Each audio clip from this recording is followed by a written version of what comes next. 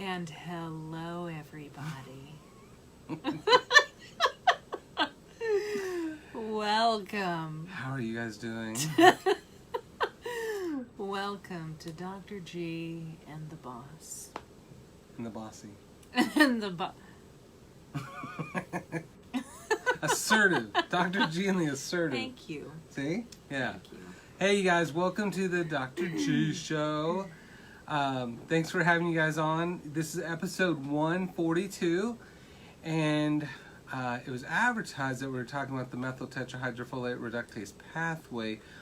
But that's only because He needed an excuse to say it again. I forgot. We were actually talking about inflammation today. So we're not talking about this till next week, right? You would wear that shirt. You probably sleep in that shirt. I made out with this shirt. It's like, oh, genetics. I think So it's sticking to you now. I know. Anyway. So we're going to talk about inflammation, and of course, 3 out of every 4 Americans is chronically managing a chronic condition. And Inflammation and oxidation. yep. And so we'll talk a little bit about both of those. We'll talk about acute and chronic, and then we'll talk about kind of the benefits or pros and cons of it, and then kind of what we want to do about this. Luckily, none of you guys out there are suffering from any inflammation, so this is probably falling on deaf ears. All of our participants are perfectly healthy. That's right. And that's why we're here, just to commiserate with our right tribe That's right. about other things. Exactly, because we already achieved wellness. Like, Way back. I was like level 4, and then I was like, I know. boom, level 5. Like when I was 12. Uh-huh. I mean, seriously. See, Jeff knows what's up. He achieved beast mode in wellness. Beast mode. That's like getting a black belt. That's when you like freebase kale and snort quinoa. That's when you're getting drunk off kombucha. You're just like, man, I'm so wellness. Go, go, go. And you get high off of health. Is that right? High off of health. That should be the name of our show. Yeah. Getting high off of health. And health is just another way of saying crack cocaine. All right, so do you know what okay. inflammation is? I don't, Dr. Garrett. I don't know anything about it. How But about- wait, What? before we get into this, can we have some preface material? Is this about... I work at the YMCA, yes. God dang it. Every I'm time. the corporate wellness director at the YMCA, and I just want to let people know, because we're here to serve others, that May is Amnesty Month. Oh, I can turn... All those crimes? So, All those crimes at the Y that I committed? pretty much. I peed in the pool 3 times, and now... All wiped away. all wiped away. Because you know what? We're about forgiveness. Nice. Yeah. Now, it's Amnesty Month, so if you have ever had insufficient funds for your membership, then they will waive all of that, and you can they will grant you amnesty. Only this month, only once a year. I mean, in May. Well, I owed a whole bunch of money. You didn't tell me about this. It's not May yet. Oh. Right. It's May in a couple of days. All right. Well, I signed back up. That's step 1. Oh, you signed back up before. I didn't know it was Step coming. 2 is going. Then going, that's I gotta right. start going. Yeah. Find a reason to go, even if it's only once a week. And we have lots of reasons. I need to find a racquetball partner. Or pickleball. They don't have pickleball there. Yeah, they do. Not in Newton. Yes, they do. What? Oh, no, it's Newton, No. Newton Rec Center. Have it. It's their competition. And it's for free, actually. Nice. But see, There's Newman. Newman. I saw Newman at the fire show at Final Friday. And I think someone he knows was in there. Maybe his son or cousin or Was something. doing the fire show? Mm-hmm. Yeah. Does anyone go to Final Fridays? Hell yeah. It's the best. All right. So let's talk about inflammation. Did you want to talk any? Did you have anything else to share? No. Okay. The Golf Classic is also coming up at Crestview.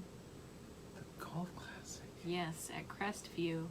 They still need a few players, so if you want to play for a good cause. I can't play. What up, Newman? I play horrible. Okay. It's for a good cause. I play So horrible we for don't good care. cause. So we don't care. All right. Inflammation. What questions do you have about inflammation?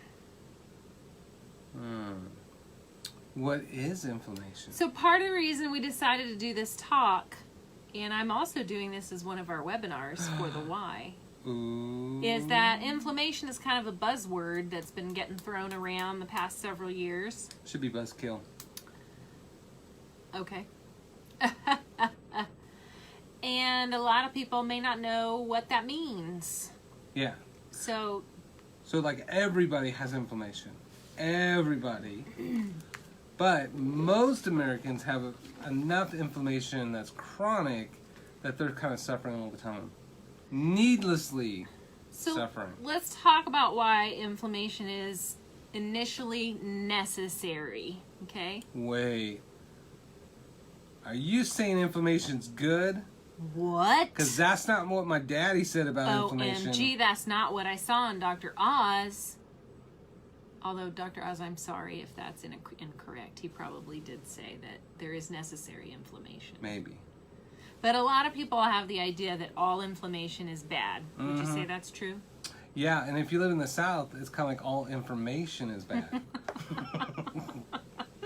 I'm from the South. Where do you come up with this stuff?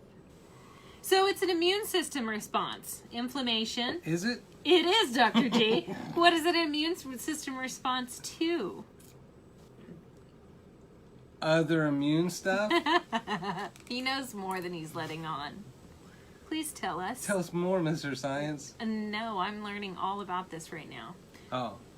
No, go ahead. I'm cool. So we do need inflammation, right? Like if we have an inflammatory stimulus such as an injury or an infection. What about when I go to the gym and trying to get all ripped, right? And I'm like powering through. You work and I'm out. tearing up muscles, causing inflammation. Inflammation. That's right? a stimulus. Yeah. Yes. Yes. So that's a good thing? So, yeah, you're causing inflammation, but then with exercise at least, the body, that actually makes you stronger over time and less inflamed over time. Exercise lowers the, I think, C-reactive protein? C-reactive. All of them, yeah. Yeah, so exercise lowers those inflammatory chemicals in the body. But basically we have unique, we have stimuli that happens, and usually we want to recover from it, right? Yeah. So the body creates an inflammatory response, like a fever would be. Wouldn't that be an inflammatory response? Yeah. So like, all I want to do is make jokes. Fever for the flavor of a Pringle. So yeah, fever is a big one, right? And so fever is 100.4 temperature, or was it 39 degrees Celsius? So at that temperature, it starts causing this kind of cytokines to release to create this inflammatory response in a good, positive way. Yeah. Yeah. So it's the body's kind of the body's healing mechanism. Yeah. And so we Fever's need it. good. We need it for injury, trauma, infections, irritants, allergens. Yeah. Yeah. We cope with inflammation, right? Toxins, psychological stress. We overcome that. Initially, we have inflammation, but then we overcome it. I think the psychological stress, that's probably one that's not covered very often. But there's a lot of inflammatory process, and we won't get into today about that kind of result in some anxiety or depression or some inabilities to cope a lot easier. Yeah. So that will cause that inflammatory response as well. And usually we try to... Newman's mother. Newman's mom's on here. Vera, hello. Can you tell us all about when Newman was a kid? So we need inflammation, acute inflammation. The body's constantly has inflammatory processes as a way of maintaining equilibrium. Could you say acute inflammation is cute, but chronic inflammation is ugly? That was really funny. Why are you tripping, Sally? So what are the signs of inflammation, Dr. G? Oh. Well, in Latin, it's dolor, tumor, calor. What else? Like tumor, I don't dolor, know the calor. Latin terms. Well, tumor's swelling, calor's temperature, dolor's pain. Heat. Heat's calor. Redness. Muy caliente. Rhubarb, redness. Okay. Loss Yeah. of function. Nolar. So pain, heat, redness, swelling, loss of function. Those are the signs of inflammation. Oh, yeah. So if your ankle swells, you can't walk on it, that kind of thing. Yeah. Right. Okay. So acute inflammation, usually when we're talking about things that we're aware of, are something that's short term. It's short lived, and the body eventually heals. So it arises and then it resolves. So Boom. what happens when our inflammation does not resolve or Oh heal? my God. What happens, Dr. G? Chronic management. Or just chronic Up top. Chronic inflammation. Now you're gonna do it. What is that? That's what you get. You only get That's a one bunch of finger, bullcrap. depending on how much approval you have from me in any given talk. One finger per approval. Like, that's a 2. So chronic inflammation. So we had acute inflammation, but today we're going to talk about chronic. If I have knee pain all the time, is that acute or chronic? Chronic. Because you have it all the time. Okay. What if I have endo all the time? Is that chronic? Endo. There's like some connection I don't know. There's a Endo. reference. Is it a song? You know what chronic is? Chronic, isn't it a drug? Yeah, they also call it endo. Oh. You know, Yeah. did you see the movie And Friday? you know why? You're probably the only one who knows that. Nuh-uh. Okay. So on Friday, the movie, he says, endo, more like outdo. Outdo. All right. So chronic inflammation. What are the causes? You already said all those. Chronic. Chronic. The causes of chronic inflammation? Lifestyle and diet that's inconsistent with life and longevity. Yes. Basically, it's untreated injury, illness, infection, prolonged exposure to irritants, allergens, chemicals, Irritant. excessive consumption of inflammatory foods. What are those inflammatory foods, Dr. G? Not fruits, vegetables, nuts, seeds, vegetables, and greens. So, especially I'll tell you. So, the American diet is 40 times more inflammatory than anti-inflammatory. And a big source of that is corn, because it's high omega-6, low omega-3. So all the corn-fed beef, corn-fed chicken, corn-fed fish, and then all the junk food that's made out of corn and drinks and everything.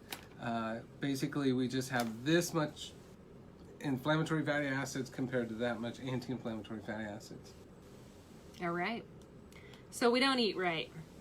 Other things that cause chronic inflammation, prolonged, unresolved mental or emotional stress. Oh, that's the problem. So just like with inflammation, with stress, we have a stress. It's not bad to have stress. In fact, it's good to have stress. No stress at all is not good for us. Yeah, stress within that amount. Yeah, we Anxiety, want to be depression. challenged, but we want to be able to overcome it. Right. And resolve that stress as well.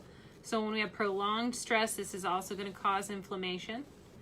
A sedentary lifestyle. People will that sit on their butt all the time and tell everybody else to get healthy. Wait, that's what we're doing. People who sit at their talk shows. That's right. Being active. And we know that obesity is also associated with inflammation as well. Obesity? Yeah. So now Americans, there's more obese Americans than overweight Americans for the first time, and 80% of those will become type 2 diabetic within 3 to 5 years. And then that, of course, is a tremendous volume of inflammation from those advanced glycolation end products, which we call the AG to the E. Straight up. AGEs, I forgot to put that in here. Booyah! Yes. Okay. What about the SODs? What would I do? So yes. So fat cells can trigger the release of cytokines. Yes. Fat cells make estrogen, which then makes more fat cells. But then cytokines are just these inflammatory soup molecules. Inflammatory soup. Yeah.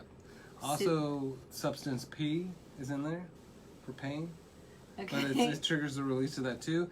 And what's interesting is that the release of cytokines, or these inflammatory molecules, chronically will then actually cause more to be released, which then causes more to be released, and then it just keeps going and going. The same way as we see that with like xenoestrogens cause people to gain a little bit fat, then those xeno or foreign estrogens from like milk and plastic, then the fat cells that are created make a little bit more estrogen, and it just becomes this cyclic process.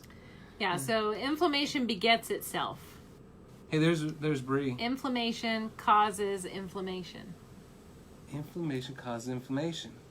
Yes. So, too much inflammation causes more inflammation. How's that? What about talk about gum health? Yeah, gun health is really important because a lot of people misuse guns, and that's not healthy. Thank you.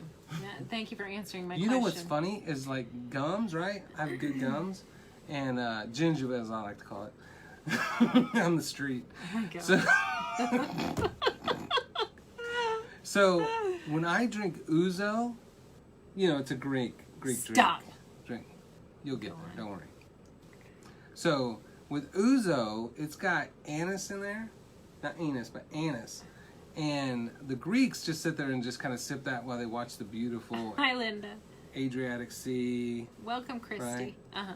And then when I drink that, though, if I keep it in my mouth too long, it irritates my gums. It causes inflammation. So tell me, Dr. Boom. G, what is the connection between inflammation of the gingiva and cardiac risk? Well, as we all know, streptoviridins, also called green strep, which is healthy in the mouth. Green strep? Yeah.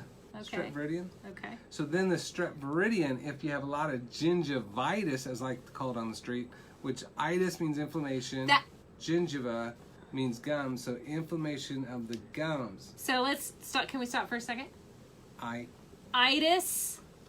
What else we got? Bronchitis. Bronchitis. Arthritis. Hepatitis. Gingivitis. Hepatitis. Tendinitis.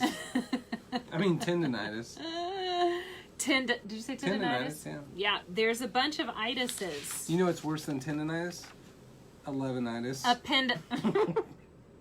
Appendicitis. That's a good one. Diverticulitis. Bursitis. Ooh, that's a painful one. That's all inflammation. So if you get diagnosed with something with an itis, you have inflammation. Yeah. So that's the simplicity. The itis. Politicitis. I thought you said proctitis. Proctitis. Same thing. Yeah. Yes. Inflammation of yeah. So, where was I? You were talking about teeth gums and green strep. So then, the green strep, if you have the gingivitis, so it's all inflamed, so then it becomes more porous and the blood vessels are more dilated. So then the good bacteria that lives in your mouth, that's supposed to be in your mouth, can then go into your blood. And in some people, you circulate about 400 liters per hour of blood through your heart. And if that strepviridian can actually grab a hold and thrive in your valves, then it causes a friable lesion, and then some people can get myocarditis, itis, right? Itis. Yeah. So the gingivitis can lead to the carditis. So the peritonitis, and that's why they always want people to do the antibiotics before they get a dental procedure to prevent that. But bergamot oil will do the same thing. Ooh, I love bergamot. It smells wonderful. Is he on your tender or something? Bergamot. I like gentle walks down the... I can't even think of this. I like cats. You know what? We're gonna Long walks at the beach. We're gonna lose our audience. I know. Okay. All right. So bergamot will bergamot. do. What do you do? So you just rub the bergamot oil all up in your mouth Before you go to the dentist? Black tea. And then do you say to them, nah, I'm covered. I you just use smile bergamot. and they smell the bergamot. And they're like, then it lulls them into not offering you antibiotics. right. Yeah. Well, and actually the Journal of Dentistry, they had an article where they said it's really not necessary for the vast majority of the population. Yeah. It's really for people that have heart conditions, not good, healthy A hearts. current heart condition. Yeah. Okay. Yeah. Okay. So chronic inflammation. What about cancer? So inflammatory cells produce free radicals that destroy genetic material, including DNA. This can lead to cell mutations That's very true.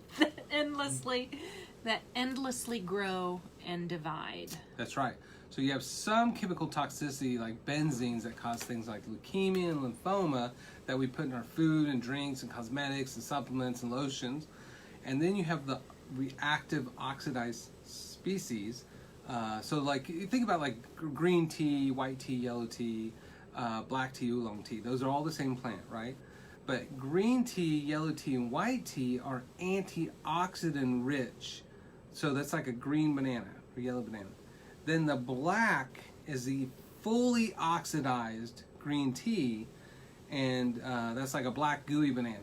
So there may be nutritional benefits that are still in the black tea, but you have to overcome all those oxidative species. So part of what happens when things decay is they have reactive oxidized species that steal electrons out of tissue, and then that tissue dies. Right? That's the aging process. And so the more antioxidants that we have, then they basically give up a electron to then satiate those reactive oxides. And then it slows down the aging process. So that's why it's always fruits, vegetable, nut, seed, berry, legume, and greens. But the darkest, richest colors have the most antioxidants. And did you talk about the ORAC? So we've skipped from talking about inflammation to oxidation. But oxidation is... They're two different processes. Damn it. But inflammation, so oxidation is like the rusting of the body, or like Dr. G says, the decaying of body or food or anything that's carbon based, or how would you say that? Yeah. Anything that's so decay, that is oxidation. Aging is oxidation, and like Dr. G was saying, that process of that is an atomic process where those atoms are stealing electrons from other atoms, and they're destabilizing the atoms in your body, and your atoms make up your cells, make up your body, right? Word. So that's what oxidation is. Inflammation is an immune response to a stimuli. It's the body's immune system reacting in a way to try to find equilibrium again.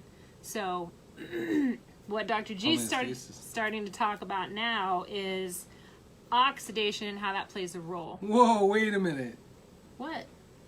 Are you woman-splaining me? I'm just slowing it down You're a little bit. woman-splaining me. Well, maybe. Yeah. I will not be woman-splaining. I'm slowing it down for the audience because you get all nerdy doctor-ish. Well, it's not like we're trying to synthesize a methylated punch alkaloid. you in the throat. It's not, well, maybe I am.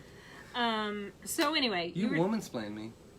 You know, one time in meditation group, mindful group, Tracy, so Scott was leading the group. So Scott, he's always talking like this level up here, right? So then Tracy then explains to everybody what Scott just said. Tracy mansplained what the man said. He was mansplaining mansplain. Hey, all I know is that you get rolling really fast and you get going, and all of a sudden it's your t-shirt, all about what's on your t-shirt. And maybe those of us, those simple people who need a little bit more explanation, might not be caught up to that. Just look at all those hearts. It's because... Oh, that's true. It's because I'm more caring. I agree. So, okay, so let's go on. You started to talk about, synthesizing. Stop it. We started talking about the difference between inflammation and oxidation. Oh, yeah. We're talking about oxidation. What's a free radical, Dr. G? A free radical is a radical from the 60s who's like sick of it. A free radical? So free radicals, they're electron donating species, right? No, free radical. I think those are the things that come and steal electrons. Right. So they're imbalanced Wait a atoms minute. that come and steal electrons. I know this. I have a degree in this. Free radicals Free radical. Yeah, are free radical destabilized damage. atoms. Those are oxide species, reactive oxide species. Okay, ROSs. Oh, well, look at there. So thank you for all I was those wrong. hearts and likes. What do you mean? I was wrong and you rescued me. Free. Did you say freak radicals? Yeah, freak radicals. They're unstable atoms, Yes. essentially. Yes. So Those are the oxidated things like the black tea. yeah. So Yeah. how does oxidation and inflammation, how do they influence each other? Well, so oxidation causes destabilization of the entire Like I try to- breakdown in the body? Does the body sense that as injury or imbalance? So yeah, I mean, so basically, you have like if you look at like glycation, like if people have too much blood sugar going on, right? So then that blood sugar causes those become free radicals, and they start damaging those microvessels and even the little nerves in the fingers and toes. And then that process of damage leads to a immune response, which is called inflammation, to try to fix and repair that. Yeah. But most people's lifestyles are so far beyond consistent with life and longevity that they end up just causing chronic inflammation, and then that inflammation is causing more inflammation. And then the they lose- inflammation can cause the free radicals straight up as right. well. Yeah. So they kind of cause each other and play off each other. Cyclic. Yes. Cyclic synergistically bad. Yeah. And then they lose fingers and toes and ankles and yeah. So Dr. G, Straight up. how do we reduce excessive inflammation and oxidation? Well, if you're a bigot or a racist, you don't. You just go with it. Just let that stuff go with the way it is. Continue inflaming society? Right. But if you're a healthy person and kind and nurturing, then we want you to reverse your inflammation. So, part of it is creating a lifestyle that's consistent with life and longevity without gimmicks and nonsense. It may be, I may only have one song, but the song works. See what I'm saying? So what does that look like? Tell me Eating more fruits and about vegetables, what that nuts, looks seeds, berries, legumes.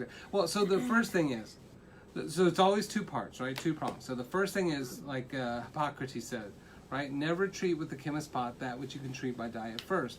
And he said that in 300 BC, right? That was even before Jesus, right? 300 years before Jesus, right? So then, what he's saying is don't even take supplements if you're just causing the problem. Stop causing the problem. Now, the only two things in the way of that is ignorance and complacency. So people either don't know or they don't care and they're kind of numb to it, right? But knowing that what you eat, what you drink, what you breathe, what you rub on your skin, and how you stress is the primary factors in your chronic inflammation, then you know you can change those things. So dietarily, you want to change the things that you eat. You want to really go from eating oxidation to eating antioxidation. Eating anti-inflammatory fatty acids versus eating inflammatory fatty acids. So let's ask the audience. Or let me ask you a question. Let's ask the audience. All right. What would be oxidizing or inflammatory foods? You guys know this. Give us examples of inflammatory food types or oxidizing food types. Maybe oxidizing food types. What? Yeah. What is it? What are you eating in your own life that's inflammatory? I bet you know what it is. For me, what is it? It was a half pint of ice cream on Sunday. Dairy ice cream? It was dairy. Why dairy? I know. You really shame. have dairy free. Shame. No, you'd have to be shame. Well, I just didn't have access to non-dairy at that point. Oh. I was at a store that did not have non-dairy. Your ice cream dealer was just like, oh man. Bread and sugar and chocolate. What now?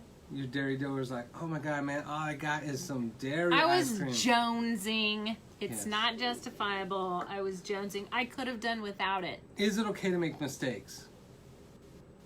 Yes. Do we judge our own Fig thoughts and behaviors? Newtons. I haven't had a fig Newton in forever. Thank you, Trisha. It's because you're not 70. What? Who eats fig Newtons? Trisha does. He's Trish. just rude. I don't know anybody that eats fig Newtons. Fig Newtons they have a nice texture. Is it even really That's one of those things you can just stuff and Did they stuff stop and making stuff. those in the 80s? No, they still exist. They're like vegan Twinkies or something. Yeah, so I've heard the biggies. Wheat, sugar, that's huge. and I said dairy. And dairy. Dairy's the devil. That's Dairy good. is the devil. Yeah. Black tea is oxidizing. Corn products would be inflammatory. Let's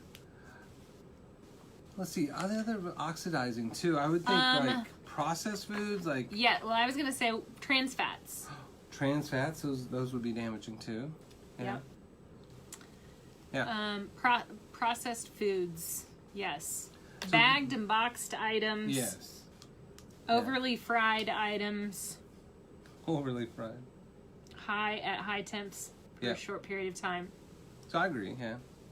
So that's food. So don't eat the inflammatory or the oxidative foods. Eat anti-inflammatory. What are some of the best sources of antioxidant foods? Anti-inflammatory Pine foods? bark, also called picogenol, is one of the highest Pycnogenol? whatever. From Texas, I can say what I want. I'm American. Nobody's gonna eat Pycnod. Oh, I can't even say. I make pine needle tea for me and my girls to drink. Pine needle tea, because some of us don't just preach health. Some of us would like to encourage people to eat food as medicine rather than trees are food. Trees are the food of the Southwest. I'm gonna throw one out there. You guys tell me what you know. Tell Blueberries. us. Is that what you're gonna say? Yes. Oh. Berries are very high in antioxidants. Berries are super good. So like blueberries, raspberries, blackberries, cranberries, loganberries, wolfberries. What about dingleberries? They're dark colored. Are those full of nutrients? They're full of waste. Did you know bear poop still has seeds and fruit parts in there that you can wash off and re-eat? Because I saw that on Bear Grylls. So bear dingleberries are nutritious. I was just gonna ask if you could. All right. I can't go there. So the darker the berry, the sweeter the juice. We all know that. So that means blackberries, blueberries, the dark, rich colored ones, right? What else? We've got berries. Purple cabbage instead of green cabbage. Melons. So you're just talking about dark colored things. Well, that's racist. I'm gonna just stop. I feel like all fruits equal. Would you say and it all that? has the same So would you rights? say that grain? There are any grains that are Ooh, antioxidants? Yes. Black rice is just as antioxidant as blueberries. Really? What about dark? Hand to God! Hand to God, that's true. And then red rice is better than brown rice, which is better than white rice. Which is better than instant white rice. Oh, look at you. Yeah, that's true. So, black rice, red rice, purple rice, forbidden rice. What about potatoes? Black potatoes, red Purple potatoes, purple potatoes. Does it matter? Let's say you skin all of those potatoes. Does it change the antioxidant content? Well, so, most white potatoes... Okay, so most white potatoes... Just skip the racist joke. They have brown covers, right? Yes. So the brown is where most of the nutrients are, right? In the So if you skin. skin the brown one, and then you just have that white potato, it's got a little nutrients and it's got a longer glycemic load, so it's okay. Again, not gonna make you fat off potatoes. But if you look at a purple potato, you can skin that purple rind off. Boom, inside. And it's still purple? Still purple. Whoa. See what I'm saying? So purple Packed potatoes. with antioxidants. That's where it's at. Yeah. And what's funny is, again, a lot of patients come in with things like chronic pain, chronic headaches, but once they change their diet, suddenly all that pain disappears. Oh, and who said that about pomegranates? Just a minute. Yeah, Raquel. Raquel. So, yeah, pomegranates are dope. And pomegranates, you cut a circle, and you cut down the lines, and then you crack that baby open, put it in a bowl of water, and just pop all those little kernels out. No spraying, no mess. Boom. Super easy. And you dare your friend that they can't do it right, then you get a free peeled pomegranate. See what I'm saying? Based off their ego. So we want colorful foods. Yeah. What about the difference between a purple potato? So we went on the rice spectrum. We did the whole spectrum, right? Yeah. So you did black potato, purple potato, red potato, sweet potato. Yeah. White potato is better than French fries, right? Because then we're adding in inflammatory fats and to that potato. Right. Yeah. And less nutrient value, less antioxidant value. So they have kind of these, you can think of your foods in terms of a spectrum. Yeah, exactly. There. Yeah, and what's interesting too, the white French fingerlings have actually some of the most antioxidants, even though they're white. They're one of the ones that don't quite fit into that racial spectrum of food nutrient density. Uh-huh. Yeah. Yeah. Same thing with corn. You can get purple corn on Amazon, and you can make purple popcorn with organic purple traditional corn. Is that less inflammatory? I thought all corn was inflammatory. So corn is high omega-6. So if you have a good omega-3 balanced diet and you have your popcorn once in a while, it's not that bad. In general, it's high in omega-6, nutrient-wise. Right. Yeah. Oh, okay. And then the purple, though, is going to be full of antioxidants. Okay. Which should probably survive the popping experience, too.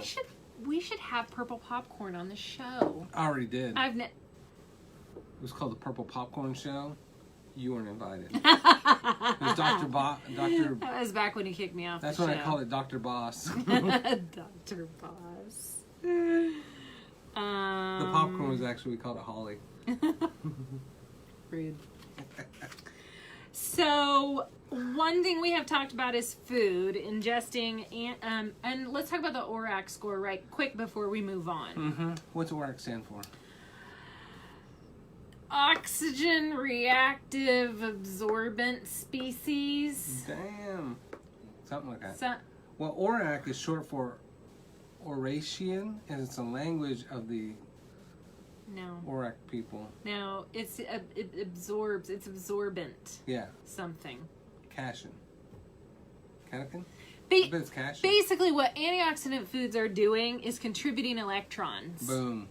To your body, Straight so up. that you can restabilize your atoms. Yep. No, that's great. Yeah. So then, tell me about the ORAC scale then. sorry, in the ORAC scale, I don't have a lot on it, but you can look up the ORAC scale online, and it will give you the foods that have a higher antioxidant effect. Right. And there's a good book from Joe Robinson called Eating on the Wild Side, and it actually breaks that ORAC kind of into categories like what's the most nutrient dense potato, carrot. Oh snap! She's got it. That's the book. That is one of the dopest books ever. Like 3,000 different research articles went into making that. And it basically tells you a huge difference. Like this much nutrition versus that much nutrition. Just by changing what you buy at the store. So if we start eating, let me ask you this. If we start eating antioxidant-based foods and meals, will we slow our aging? Yeah. Because the aging process is the oxidation and damage of DNA that's then replicated over and over with either damaged or more repaired DNA. And every cell in your body and every piece of DNA came from food that you ate in the last 10 years. Boom. Oh, wow. I'm writing that one down. That's a corn cob drop. Boom, like that.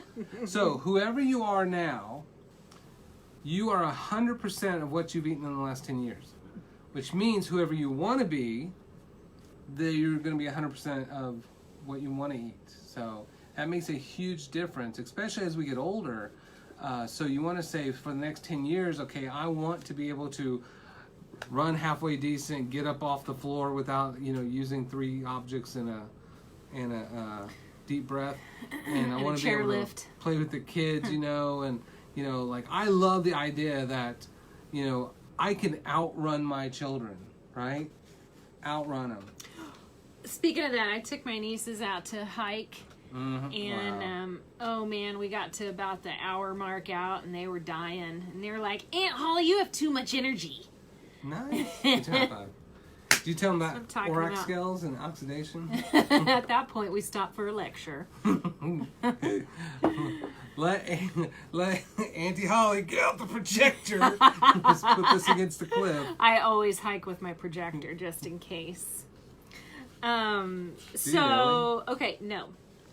So let's talk about other things that we can ingest. We talked about antioxidants. Dr. G, what about omega-3s? Real quick, let's talk about it. I know a lot of our viewers probably already know. Right, so omega-3s are just as effective as full-strength ibuprofen for getting rid of pain and inflammation without killing your kidneys in the process.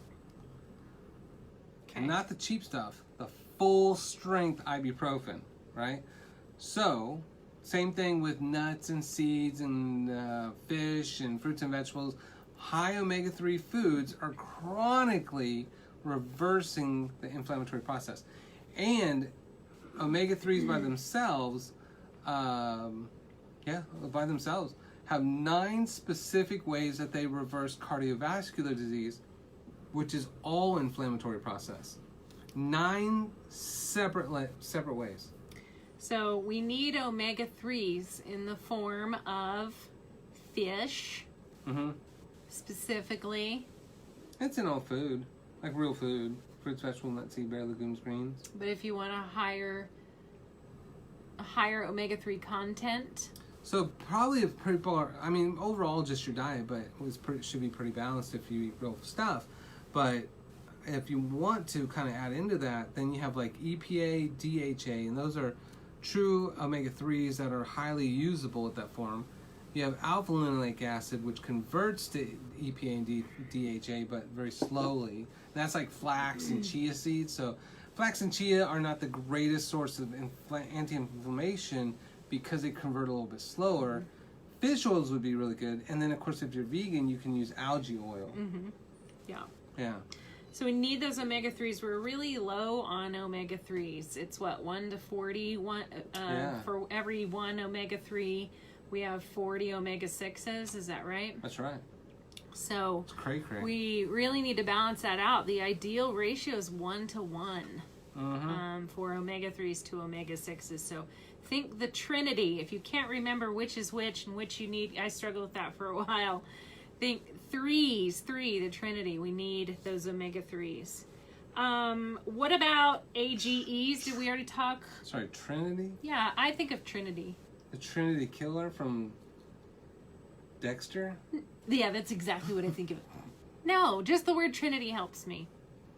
So, I figured you say Triton. for those that try, Because for Aquaman, for those of you who might be religious, maybe that's helpful. you'd be like, Mama's going to take the kids to see Aquaman this year. So you can remember your omega-3s. Yeah. Yeah. So AGEs, did we talk about that as an inflammatory process We did a already? little bit. That advanced glycation end product that ends up losing fingers and toes. So But that's why you got 10, so you can lose a few. and that's pretty much from sugar intake. Right. High glycemia. Yeah. So So the average American consumes 150 pounds of added sugar to their diet in 50 different forms, which then causes advanced glycation end products, which then causes inflammation that's chronic. because it's a chronic crystallizes diet. your vessels essentially. They kind of start falling apart, especially the small capillaries. That's why it starts in the extremities and in the eyes. Ooh. Yeah, and like macular degeneration, cataracts, and glaucoma, those are all the same disease. They're just oxidation.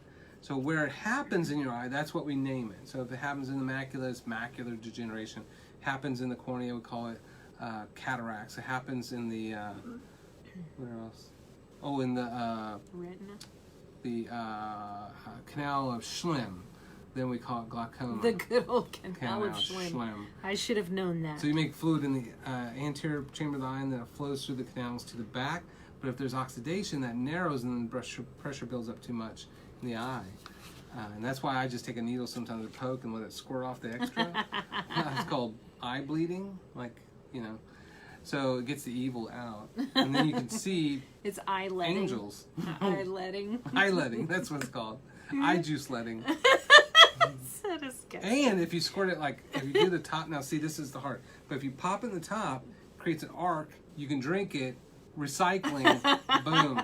Very nutrient dense. Pay no attention to the last 3 minutes of conversation. Plus you're a Please, cannibal at that if point. you're just starting.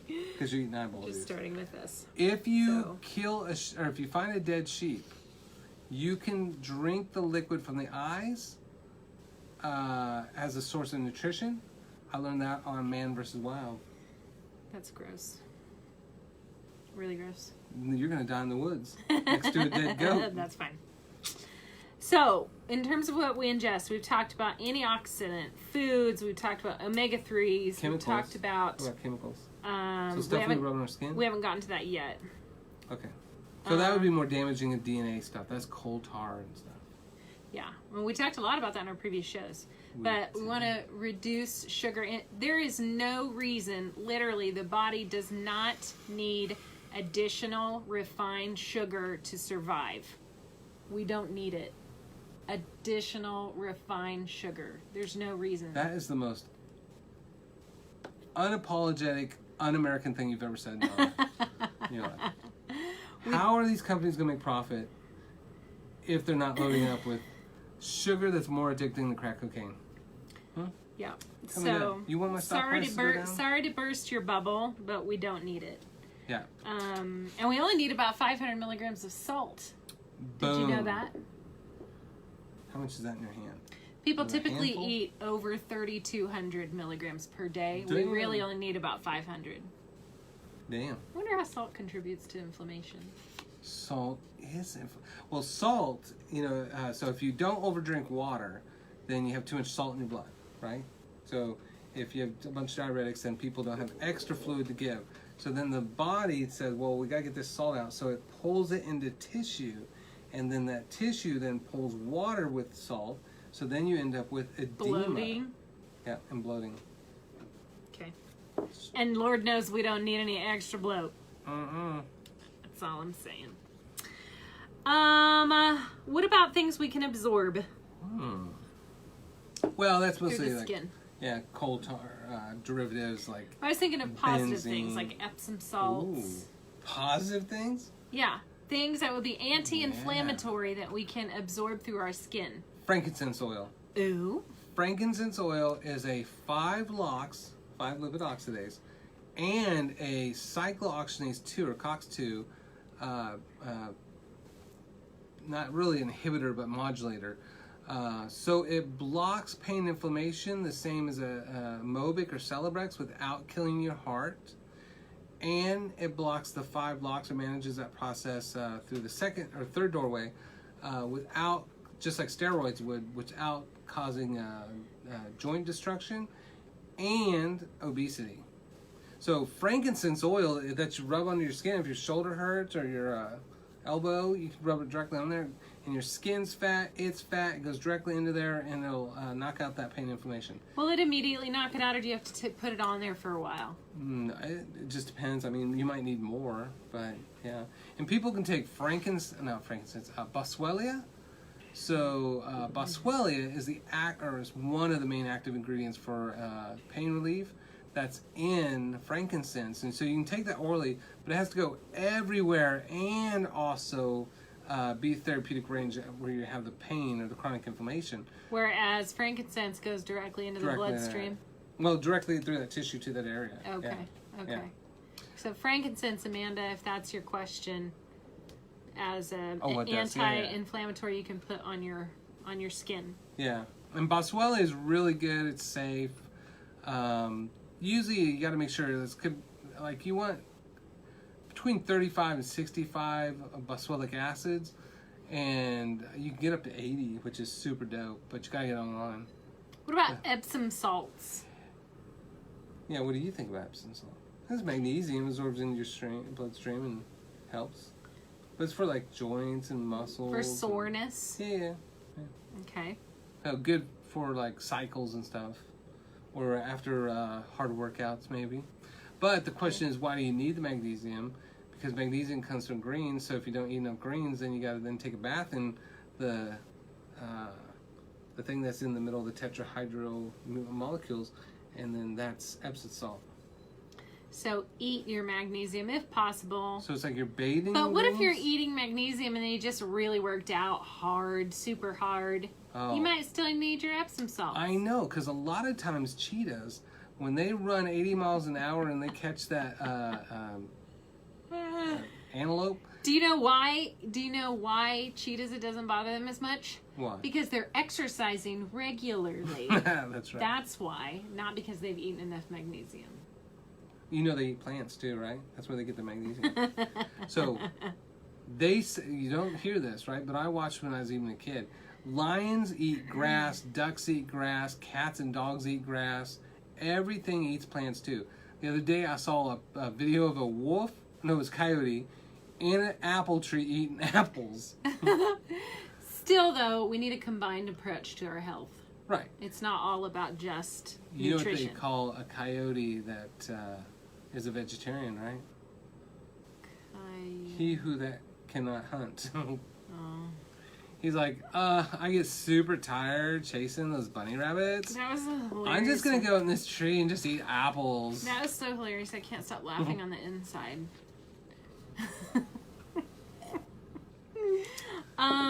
Okay, so what else in terms... So we talked about food. We're talking a little bit about what you can put on your skin. What about just pain relievers? Like, let's say you're just really in trouble, man. Yeah, so, you know... So those pain pathways, the COX-1, COX-2, and olive oil is a good pain reliever. Do you know that? It's anti-inflammatory. Is that what you do when you use olive oil? You dance? Like that. And I like pop it, and then what I do is I lock it. And then I take it down to the ground. So... Can you talk about the things that work on the different pain pathways? Well, so like you have 3. The COX-1, cyclooxygenase, COX-1, COX-2, and then 5 LOX. So 3 doorways to pain and inflammation. And then if you block those or regulate those, you can then down-regulate the sensation or the inflammation, right? So Cox 1s are typically started out with willow bark, which is gets rid of pain and inflammation, but doesn't kill your kidneys. Or we came out with 100 years ago, aspirin, ibuprofen, which does the same thing through the same mechanism, but also is the number one cause of kidney failure in the United States. So, bonus plan, kidney failure, and 70% of those who take ibuprofen or aspirin greater than 2 weeks will have a GI bleed. And that's because the pathway for COX-1 also feeds the pathway for mucus, and mucus is what prevents your stomach from eating your stomach. So you have the big snot ball around it, and then the acid sits in the snot and doesn't eat your body weight. But if you decrease the mucus by treating the chronic pain with chronic aspirin to chronically get rid of mucus, then it starts eroding, the acid eats into the stomach lining, hit a blood vessel, you can't clot because it also blocks the clotting pathway through thromboxane, and then you end up bleeding to death. And that's why for every 10,000 that are saved by the thinning properties of aspirin, 14,000 die from the side effects. Can I get a word? What? No. God dang. Can you tell us what to do instead? Just take willow bark. There's more to it. We've got questions about turmeric and ginger. Oh, well. We've already talked about frankincense Who said and olive that? oil. Did she say that for real? Because that's where I'm going next. Somebody saw the prequel. Okay, well you have All right. 3 minutes to do it. If you can't get it done in 30 seconds, it's not worth doing all. So the second pathway is COX-2, cyclooxygenase 2, which then is where ginger and turmeric both come in, because those are both very powerful pain relievers through the COX-2 mechanism. So very safe, very effective, but they synthesized those and created what are called COX-2 inhibitors like Celebrex, Celebrex, Mobic, and Vioxx. And Vioxx killed 35,000 people during the clinical trials, so they took them off the market, and the rest of them got black box. But when I was in geriatric rounds in Hutch, the Vioxx dealer was stocking our shelves with Vioxx the day it got pulled from the market. And Dr. Show came out and said, "Hey, I think you guys are banned." And he goes, "They would tell me." And so we go out in the lobby, and CNN, he learned it from CNN. They were still getting people. That's bullcrap. Yeah. So those got pulled because they also can cause heart attacks and stroke. Now, if you take ginger and turmeric, they actually deplaque your arteries, so you have less risk of heart attack and stroke, and get rid of the pain, and get a ton of other nutrition for you, because it boosts your immune system also. Can I get a word? What? Can I get an amen? Are you still talking? God dang it. Edna and I are going to talk about my lipstick, and that is so much more important than what you're talking about. Are you wearing lipstick? It looked natural. I'm going to wear lipstick next time. Edna, I'll see if I can grab it. I'm not sure what it's called. It's called formaldehyde. I can guarantee there's some kind of chemical in it, but if you're okay with sacrifice... Oh, yeah, if you grab that. We're going to find out for you. So, in the meantime, Cox, we want to minimize... We want to minimize over-the-counter medications as much as possible and use instead substitutes like turmeric and ginger. Boom. In food form, ideally. Yes. But, now, if you buy turmeric, so turmeric root is dirt stinking cheap if you go to the Asian stores. If you go to, like, if you go to, like, Dillon's or a regular grocery store, go ahead, sure. Edna, this is the one today. You gotta tell her what it is. And then it is Revlon. That's toxic. Why are you wearing toxic crap? Revlon Don't Romance. buy Revlon. But No. then I have this other one that I get even more compliments on. This one. It is romancing with lip cancer. L'Oreal Infallible, and it's called Matador. You need to stop that. That one's a great one. Why are you not getting your lipstick from the health food store? Because it's expensive. I barely buy it, and when I do buy it, I just buy it on the fly. So I need to get you a high rolling man be all, hey, have you ever thought about dating a guy from the health food store and then you get him to steal it? Now, I rarely buy makeup, so Just be like, those were just like impulse buys. all my other boyfriends just steal my lipstick for me, so whatever. Like that. That's how it used to be. And you used to twirl your hair. Did we talk about all the inhibitors? Wait, so turmeric has hundreds, if not thousands, of biochemicals in there that are productive. But the main one is curcumin. And now this is where it becomes very good, or very problematic sometimes. It's warm in here. So if you get like 10% curcuminoids, then that's the same as turmeric. Basically, that's just turmeric powder. Only 1/10 is curcuminoid. So when you buy turmeric, if you want to take it for therapeutic, then you take 95% curcuminoid. So no matter what it says on the front, it needs to say 95% curcuminoid on the back to be therapeutic dose. Okay. Does that make sense? Yep. And if you buy turmeric at the health food store, it's probably like $18 for a pound for a little one, right? If you buy a little thing of it like this, like spice, it's like $6 or $7, right?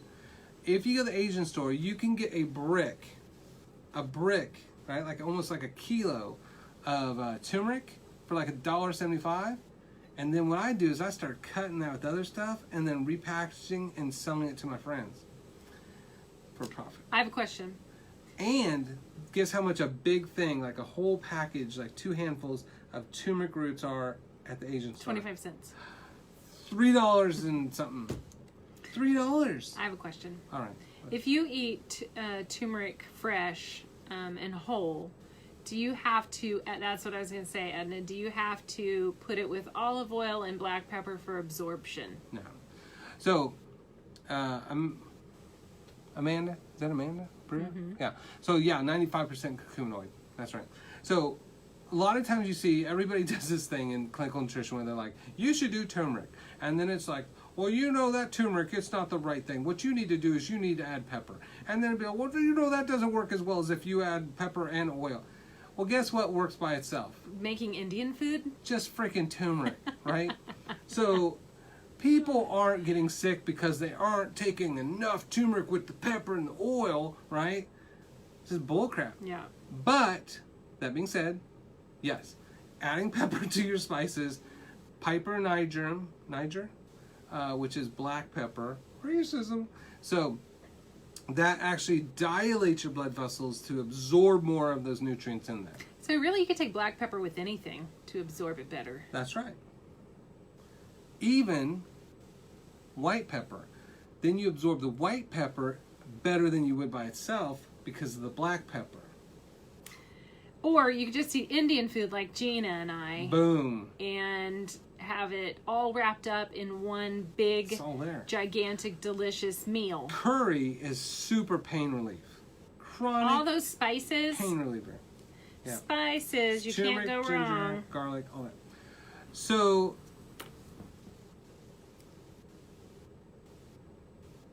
Cox 1, Cox 2, 5 locks. yeah. And then turmeric and ginger are both deplaquing your arteries too, which is awesome. So then with 5 locks, that's the third pathway. That's usually why they use steroids or corticosteroids. So then people's blood sugar gets all jacked up, it eats their joints, which is a mess. You can't do any synthetic pain relief long term. You have heart attacks, bleeding disorders, and diabetes and stroke. So it's not good. So, but with 5 locks, that's where fish oils come in. Fish oils are wonderful 5-lipid oxidase pathway regulators. Same with frankincense. So, if you do lots of ginger, lots of garlic, lots of fish, you don't have to worry about chronic pain and inflammation. And in the world, we call that every other diet besides American diet. See that? Because what we have is the standard American diet, which is SAD, standard American diet, SAD, and it's lacking all the things that we know reverse disease. Yeah. Pobrecita. Mona Monopolra bambina malata. All right, that's enough. Monopolra bambina malata. So, guys, Yeah. we are past the top of the hour. We've gotten to pain relievers There's Jacqueline. in terms of She's a kung fu master. inflammation. Do you know that? And we really pretty much talked about what we could ingest. Ooh. But there are other things that can help you with your inflammation. We won't have time to get into those. Maybe next time we'll add those. But I know for sure yoga and breathing will stimulate your vagus nerve and your parasympathetic nervous system and will reduce inflammation. That's true. You, I have validated her, and thus... but not before invalidating her. You gotta invalidate her to cut her down a validate little her, bit. or else she's gonna womansplain your mansplain. We know exercise will reduce those inflammatory chemicals, Yes. but yoga specifically Boom. Yoga. and breathing, deep breathing specifically. Like hot yoga or any yoga? Any yoga. Any yoga? What about beer yoga? And wine yoga? Does that count? Well, at least it's counteracting the effects. Yeah. Stress. We want to look at stress, and cucumbers. What? She says cucumbers. Oh. So we talked about chemicals in our last few talks, but those are also going to be a contributor to your chronic inflammation as well. Jacqueline said she just got a hot yoga and she can't move. It'll do you up right. So did the hot yoga cause inflammation Initially. or is it reversing inflammation? Initially, it caused inflammation. Initially. All right. But she'll be feeling like $1,000,000 if she keeps doing it. Yeah. If you ever So- go out, you should have her with you, because she will like kill everybody that's around you. Okay. Yeah. I don't She's know what kung that fu- means. She's kung fu like that. Anyway, thank you for joining us tonight. We hope you learned something. Now next week, are we talking about methyl tetrahydrofolate reductase pathway? Next week, I'm going to be in Clearwater to see my mom. What? That's not. I was that's not the supposed to be. It first. was supposed to be this week, but Oh. it's actually going to be next Well, week. then I'll have a guest next week, and we'll talk about other stuff. Oh. Talk about Holly. Talk about me behind my back. Yes. Rude. Well, thank you guys. Thanks for joining us. Love to chat with you guys and interact, and let us know what else you need. Don't touch that.